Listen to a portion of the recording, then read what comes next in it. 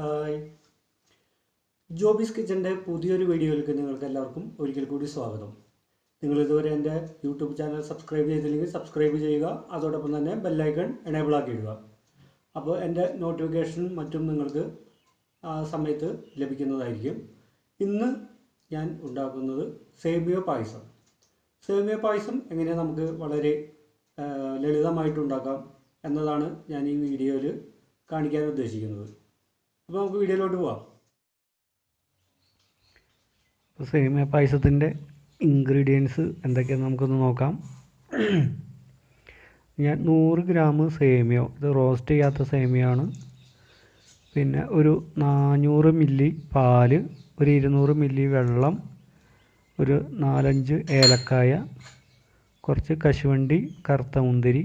നമുക്ക് കറുത്ത മുന്തിരി ഇല്ലെങ്കിൽ വെള്ള മുന്തിരി എടുക്കാം. കറുത്ത മുന്തിരി ഇട്ടാലുള്ള ഗുണം എന്ന് വെച്ചാൽ നമ്മളുടെ പായസം കാണാനായിട്ട് നല്ല ഷോ ആയിരിക്കും. പിന്നെ അല്പം പഞ്ചസാര, 100 ഗ്രാം പഞ്ചസാരയാണ് ഞാൻ എടുത്തിരിക്കുന്നത്. ഇതൊരു ഉപ്പ്, ഇത് നെയ്യ്. ഇത്ര ഐറ്റമാണ് നമ്മൾക്ക് പായസത്തിന് വേണ്ടത്. നമ്മൾക്ക് ആദ്യം ഈ ഏലക്കായ പൊടിച്ചെടുക്കാം. ഇതിനകത്തേക്ക് നമുക്ക് പഞ്ചസാര ചേർത്ത് മിക്സിയിൽ പൊടിച്ചെടുക്കാം. ഇതിപ്പോൾ നമ്മുടെ പഞ്ചസാര ഏലക്കായ പൊടിയാണ്. ഇനി നമ്മളുടെ ജാറിലേക്ക് നമ്മുടെ പാൽ ഒഴിച്ച് അതിനകത്ത് പറ്റി പിടിച്ചിരിക്കുന്ന പഞ്ചസാരേനൊക്കെ നമുക്ക് ജാറിൽ നിന്ന് മാറ്റി നമ്മളുടെ തിളപ്പിക്കാനെടുക്കുന്ന പാത്രത്തിലേക്ക് മാറ്റാം.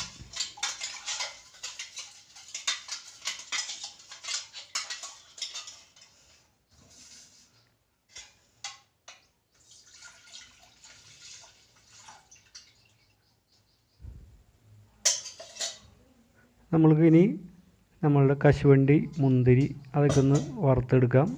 സേമിയ ഒന്ന് റോസ്റ്റ് ചെയ്തെടുക്കാം. ഇത്തരം കാര്യങ്ങൾ നമ്മൾക്ക് ചെയ്യാനുണ്ട്.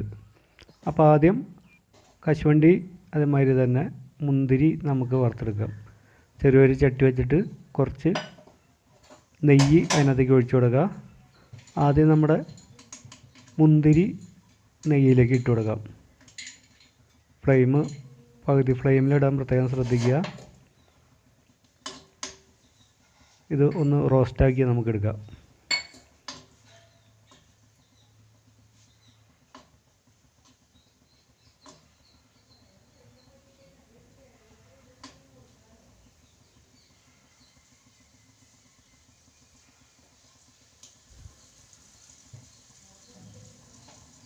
നമ്മുടെ മുന്തിരി ഏകദേശം ആയിട്ടുണ്ട്, ഫ്രൈ ആയിട്ടുണ്ട്.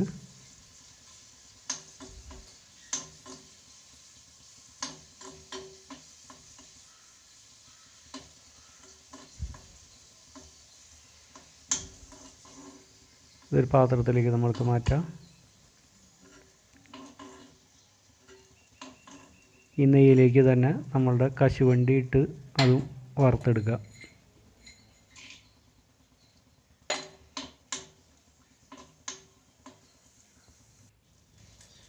ഇനി ആ നെയ്യ് തന്നെ അതിൽ നിന്ന് കുറച്ച് മാറ്റിയിട്ട് ആ ചട്ടിയിൽ തന്നെ അതിൽ വേറൊരു ചട്ടിയിലോ അല്പം നെയ്യ് ഒഴിച്ച് നമ്മളുടെ സേമിയ ഒന്ന് റോസ്റ്റ് ചെയ്തെടുക്കുക.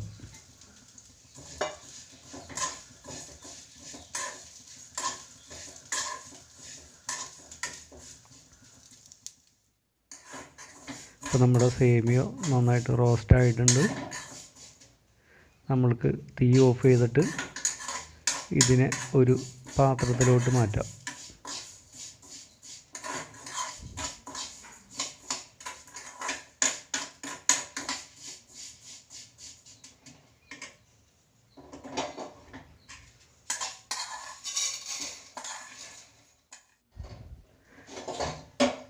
പാല് നമ്മൾക്ക് തിളപ്പിക്കാൻ വയ്ക്കുക.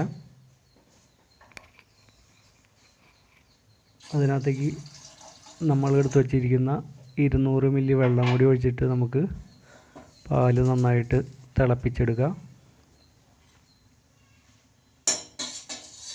ഇടയ്ക്ക് പാൽ ഇളക്കി കൊടുക്കാനായിട്ട് ശ്രദ്ധിക്കുക. ഇപ്പോൾ നമ്മുടെ പാല് തിള വന്നിട്ടുണ്ട്. ഞാൻ തീ കുറച്ചിട്ടിട്ടുണ്ട്. ഇതിനകത്തേക്ക് നമ്മളുടെ സേമിയ ഇട്ടിട്ട് തീ കൂട്ടിയിടുക. നന്നായിട്ടൊന്ന് ഇളക്കുക, തീ കൂട്ടിയിടുക. തിള വന്നു കഴിഞ്ഞാൽ തീ ചുരുക്കിയിട്ട് നമ്മൾക്കൊരു 5 മിനിറ്റോളം ഇതൊന്ന് വേവിക്കാം. ഇതിപ്പോൾ നമ്മുടെ സേമിയൊക്കെ വെന്ത് നല്ല പാകത്തിന് വന്നിട്ടുണ്ട്. ഇതിനകത്തേക്ക് നമ്മളുടെ പഞ്ചസാര, ഏലക്കായ പൊടിച്ചത് ഇട്ട് കൊടുക്കാം. നിങ്ങൾ മധുരം നോക്കിയിട്ട് മധുരം കൂടുതൽ വേണ്ടവർക്ക് മധുരം കൂടുതലിടുക, അത് പാകത്തിന് ഇടുക. ഏകദേശം നമ്മൾ 100 ഗ്രാം പഞ്ചസാരയാണ് എടുത്തത്.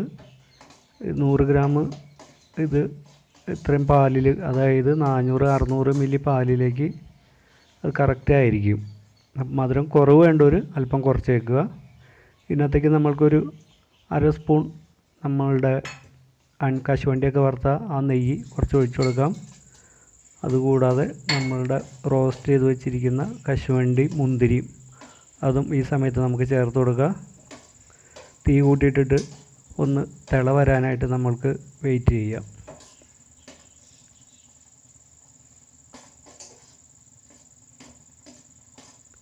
കറുത്ത മുന്തിരിട്ട കാണാനായിട്ട് നല്ലൊരു ഭംഗിയുണ്ട്. നമ്മുടെ തിള വന്ന് തുടങ്ങിയിട്ടുണ്ട്.